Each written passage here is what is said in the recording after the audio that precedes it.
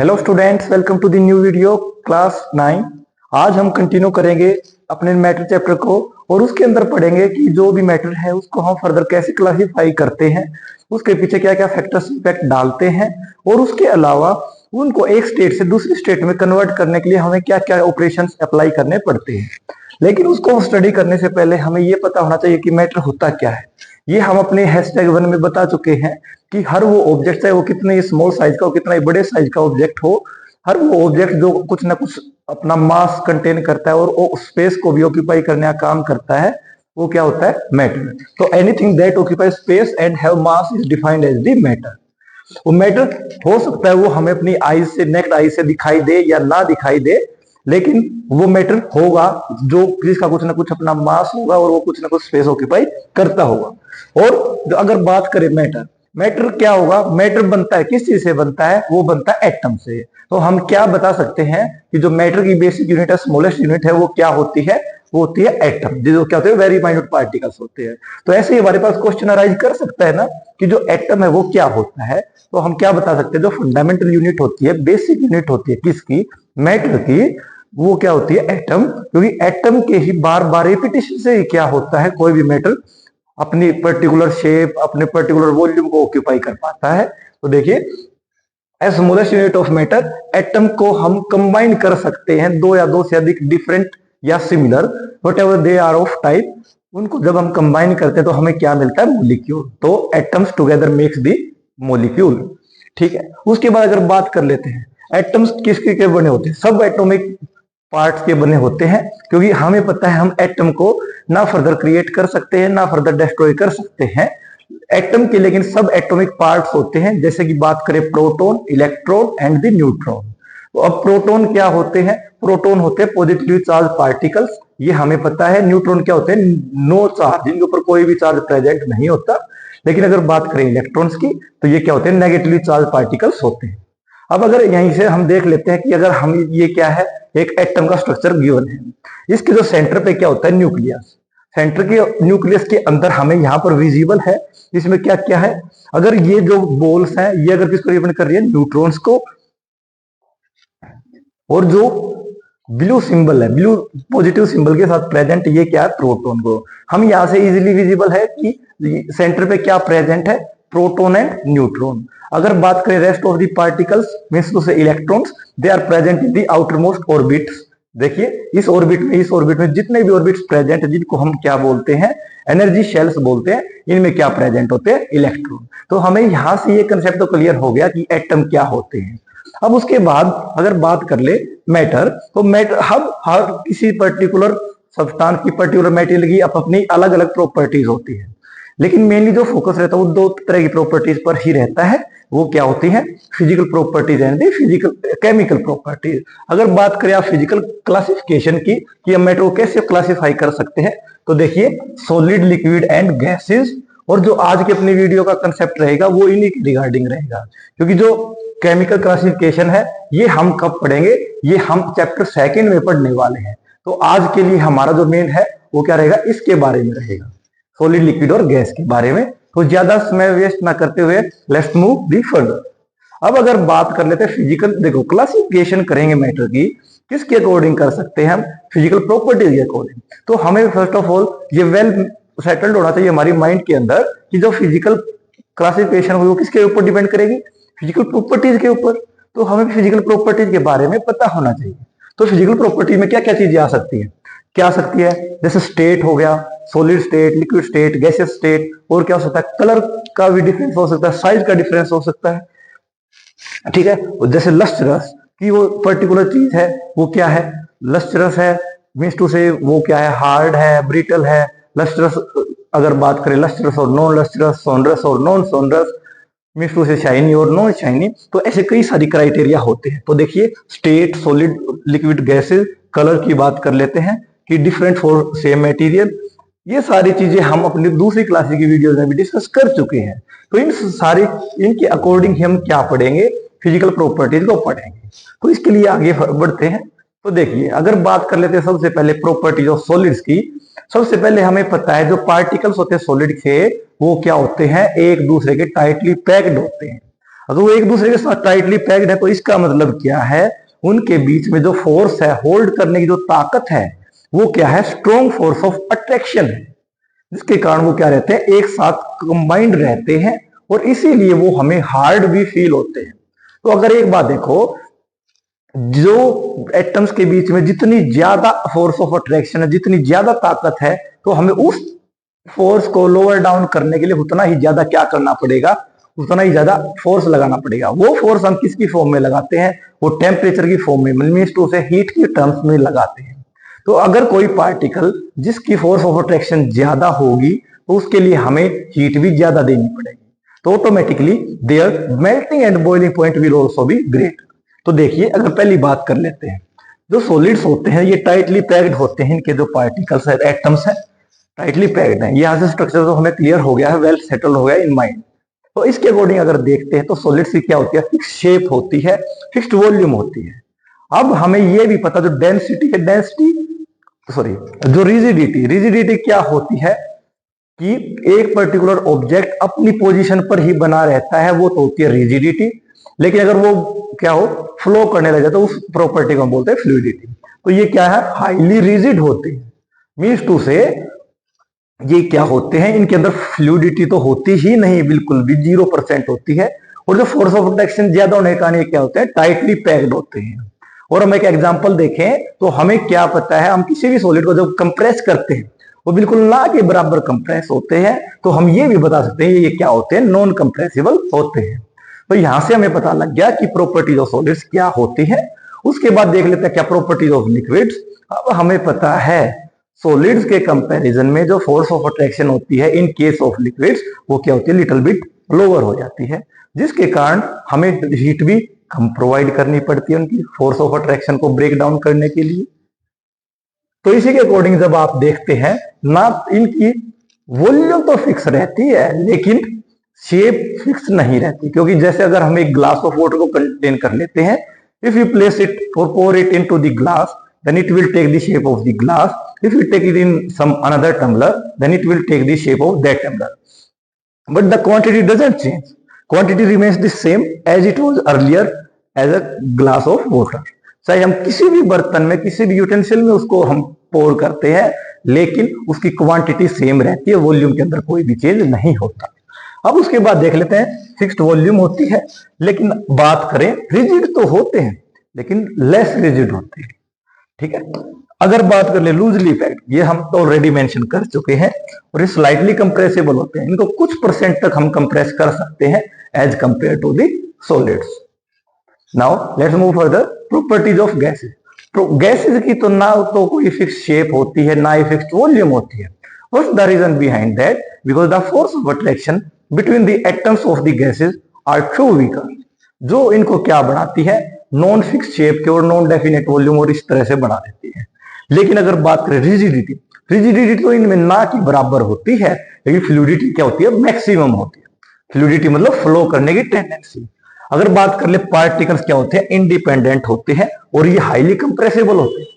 ये बात बिल्कुल यहां से हमें क्लियर होगी है, ठीक है। इसके बाद तो हमें कोई भी डाउट नहीं बचता, अगर बचता तो उसको हम यहां पर क्लियर कर लेते हैं।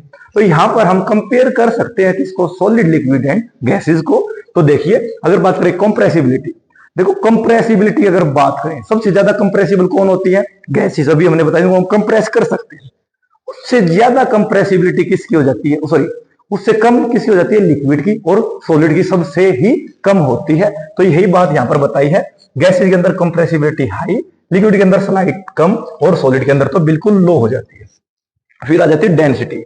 डेंसिटी का हमें फॉर्मूला पता है, डेंसिटी क्या होती है, मास और डिवाइडेड बाय वॉल्यूम होती है। हमें पता है सॉलिड्स का मास लिक्विड के और लिक्विड का मास गैसीय के कंपैरिजन में क्या होता है, ज्यादा होता है। तो अगर जिसका ज्यादा मास उसकी ज्यादा डेंसिटी, इसलिए सॉलिड्स की जो डेंसिटी वो क्या होती है, हाई। फिर लिक्विड की भी होती है, लेकिन अगर बात करें गैसेज की, वो क्या होती है, वेरी लो होती है। उसके अलावा हम ये भी बता चुके हैं, सॉलिड्स के अंदर डेफिनेट शेप होती है और फिक्स्ड वॉल्यूम होती है। तो देखिए फिक्स्ड वॉल्यूम और ये रिजिड होती है।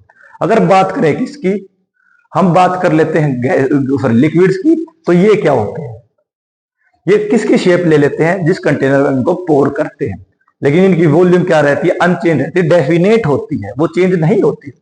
ये गैसेस को भी जिसमें फिल करते हैं उस कंटेनर की शेप ले लेते हैं, लेकिन ये क्या होते हैं, ये इनकी कोई फिक्स वॉल्यूम होती नहीं, जितने बड़े कंटेनर में फिल करेंगे उतने ही ज्यादा वॉल्यूम इनकी एक्वायर कर लेते हैं। डिफ्यूजन की अगर बात करें तो डिफ्यूजन क्या होता है, सॉलिड्स के अंदर तो बिल्कुल ही स्लो होता है, क्योंकि वो टाइटली पैक्ड पार्टिकल्स होते हैं जिसके कारण वो मूव ही नहीं कर पाते। लेकिन अगर बात करें इनके कंपैरिजन में लिक्विड में थोड़ी बहुत ठीक हो जाती है डिफ्यूजन, लेकिन अगर बात करें गैसेस की तो ये क्या होते हैं, रैपिड। एक्सपेंशन की अगर बात करें, एक्सपेंशन का मतलब क्या होता है, फैलना। जब हम सॉलिड्स को हीट करते हैं तो उसके बाद ये क्या हो जाते हैं, ज्यादा एक्सपेंड करते हैं, लिक्विड और भी ज्यादा एक्सपेंड कर जाते हैं, और गैसेस उससे भी ज्यादा। तो ये बात यहां तक हमें क्लियर होगी कि तो हम ऐसे कंपैरिजन कर सकते हैं।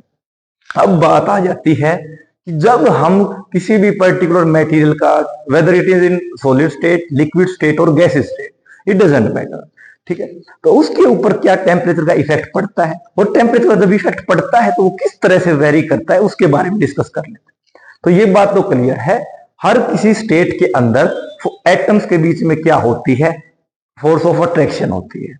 जब हम हीट अप्लाई करेंगे तो वो हीट फर्स्ट ऑफ ऑल तो किसके ऊपर इफेक्ट डालेगी, फोर्स ऑफ अट्रैक्शन के ऊपर इफेक्ट डालेगी और उसको वीक करने का काम करेगी। तो यही बात हमने बताई है कि जो टेम्परेचर वो क्या होता है, एक मेजर फैक्टर होता है किसी भी चेंज ऑफ स्टेट के लिए। तो इसी को हम आगे डिस्कस कर लेते हैं किस तरह से होता है। जब हम क्या करते हैं, सॉलिड को जब हम हीट करते हैं, देखो यहां पर तो हम क्या कर रहे हैं, हीट कर रहे हैं, मतलब कि क्या है, इंक्रीज कर रहे हैं किसको, टेम्परेचर को, इंक्रीज टेम्परेचर। जब टेम्परेचर को इंक्रीज करेंगे तो सॉलिड से जब लिक्विड में कन्वर्ट करेंगे तो वो क्या होता है, मेल्टिंग, ठीक है। अब अगर बात करें मेल्टिंग होती क्या है, तो देखिए मेल्टिंग क्या होती है, जब हम किसी भी सॉलिड स्टेट के मटेरियल को हीट प्रोवाइड करते हैं तो उसके बीच की जो फोर्स ऑफ अट्रैक्शन है वो वीकर डाउन हो जाती है, और वो सॉलिड स्टेट का मटेरियल पर्टिकुलर कन्वर्ट हो जाता है लिक्विड स्टेट के मटेरियल, यही होती है मेल्टिंग। तो the change from the solid state to the liquid state is melting. और जिस पर्टिकुलर टेम्परेचर पर एक स्टेट दूसरी स्टेट में कंप्लीटली चेंज हो जाती है मेल्टिंग के अंदर, उसको हम बोलते हैं मेल्टिंग पॉइंट। ये बात तो हमें क्लियर होगी। तो यही बात है, जब हम हीट करते हैं और वो सॉलिड ट्रांसफॉर्म हो जाता है किसके अंदर, लिक्विड के अंदर, वो क्या होती है, मेल्टिंग होती है। अब यहां से इन चीजों को इरेज कर देते हैं, यहां से ये बात हमें क्लियर हो गई। यहां फिर उसके बाद आता है, जब हम लिक्विड को फर्दर क्या करते हैं, हीट करते हैं, तो उसमें से स्टेट का चेंज होने लग जाता है और वो गैसेज के अंदर कन्वर्ट हो जाती है।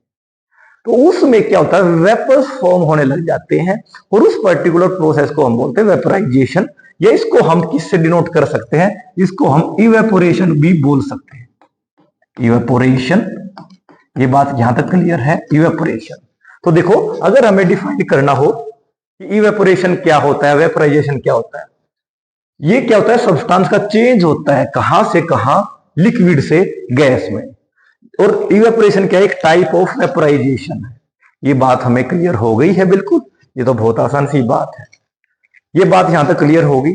उसके बाद अगर आप बात करेंगे किसकी, ये तो हमने बात की कब, जब हम हीट या टेम्परेचर को इंक्रीज करते हैं। लेकिन जब हम टेम्परेचर को क्या करेंगे, जब टेम्परेचर को हम करेंगे डिक्रीज, मीन्स टू से क्या करेंगे, कूल डाउन करेंगे, कूलिंग करेंगे। जब कूलिंग करेंगे तो गैसेज क्या होगी, लिक्विड के अंदर कन्वर्ट होगी, और उस प्रोसेस को हम क्या बोलते हैं, कंडेंसेशन। तो कंडेंसेशन के बारे में हम क्या बता सकते हैं, कंडेंसेशन क्या होता है, जब क्या होता है कंडेंसेशन, क्या होता है, चेंज होता है वाटर का उसके गैसेस से, from the gases into the liquid water, ठीक है। तो condensation is the process in which vapours of water are converted into the liquid state और the liquid water on cooling it, वो क्या होता है, कंडेंसेशन। ये बात भी हमें यहां से बिल्कुल क्लियर है। उसके बाद एक प्रोसेस और बच जाता है, वो क्या बच जाता है, जब हम लिक्विड को फर्दर और कूल डाउन करेंगे इस तरह से, वो किस में कन्वर्ट हो जाएगी, सॉलिड में। जैसे हम अपने रेफ्रिजरेटर्स में क्या करते हैं, फ्रीजर के अंदर प्लेस करते हैं वाटर को इन द लिक्विड स्टेट, लेकिन after some hours what we get, it is that the liquid water is converted into the solid ice. तो वो क्या प्रोसेस होता है, वो होता है फ्रीजिंग। तो अगर हम फ्रीजिंग को डिफाइन करते हैं वो क्या हो जाता है, देखिए फ्रीजिंग क्या होता है। Freezing means to change a substance from a liquid to a solid state by cooling it to the freezing point. तो यही बात हमने बताई है, फ्रीजिंग क्या होती है। तो फ्रीजिंग क्या हो जाती है, प्रोसेस होता है किसका, कन्वर्जन का, एक कहां से लिक्विड स्टेट से सॉलिड स्टेट में। उसके बाद एक प्रोसेस और होता है कि कुछ परसेंट बार क्या हो जाता है और कुछ सब्सटेंस के साथ क्या होता है, जब हम टेम्परेचर को इंक्रीज करते हैं तो बीच के इस मीडियम में कन्वर्ट नहीं होता और वो डायरेक्ट सॉलिड से किस में कन्वर्ट हो जाता है, गैसेज में। ये बात यहां तक क्लियर है। वो डायरेक्ट किस में कन्वर्ट हो जाता है, गैसेज में कन्वर्ट हो जाता है। उस टाइम पर क्या चीजें होती हैं और उस प्रोसेस को हम क्या बोलते हैं, हमने अभी क्या बताया, वो किस में कन्वर्ट हो जाता है, वो डायरेक्ट यहां से कन्वर्ट होगा गैसेज में। वो प्रोसेस क्या होता है, सब्लिमेशन होता है। ऐसे जब हम उसको, ये तो हो गया हीटिंग पे, ऑन हीटिंग तो किस पे कन्वर्ट हुआ है, डायरेक्ट गैसेज में। जब कूलिंग करेंगे तो उस टाइम पर क्या हो जाएगा, ये डायरेक्ट गैस से सॉलिड स्टेट में कन्वर्ट हो जाएगा। इस प्रोसेस को हम बोलते हैं सब्लिमेशन। तो देखिए सब्लिमेशन क्या होता है, सब्लिमेशन एक फेज चेंज होता है किसी भी सब्सटेंस के अंदर from a solid to a gas water without changing into a liquid. यही बात हमने मेंशन की है। और एंडोथर्मिक रिएक्शन होती है इस केस में, ये बात क्लियर है, ठीक है। जब हम क्या करते हैं, ड्राई आइस को हीट करते हैं तो वो लिक्विड स्टेट में कन्वर्ट ना होकर किस में कन्वर्ट होती है, वेपर्स में। तो देखिए जो ड्राई आइस है, ड्राई आइस किसका एग्जांपल हो जाता है, सब्लिमेशन का एग्जांपल हो जाता है। लेकिन इसी केस में जब हम गैसेज को वापस से कूल डाउन करते हैं और वो लिक्विड के अंदर कन्वर्ट होने की बजाय डायरेक्ट क्या हो जाता है, सॉलिड स्टेट में कन्वर्ट हो जाता है, उसको हम बोलते हैं सब्लिमेशन। लेकिन वो प्रोसेस क्या होता है, सब्लिमेशन का रिवर्स, उसका नाम क्या बन जाता है, रिवर्स सब्लिमेशन। तो आई होप आपको यहां पर classification on accordance with physical properties यहां पर हम कर सकते हैं मैटर की। और यही हमारा आज का क्या था, मेन सेशन था, matter hashtag two physical classification of the matter. I hope आपको ये चीजें अच्छे से समझ में आ गई होगी। मिलते हैं नेक्स्ट वीडियो के साथ। See you and have a nice day.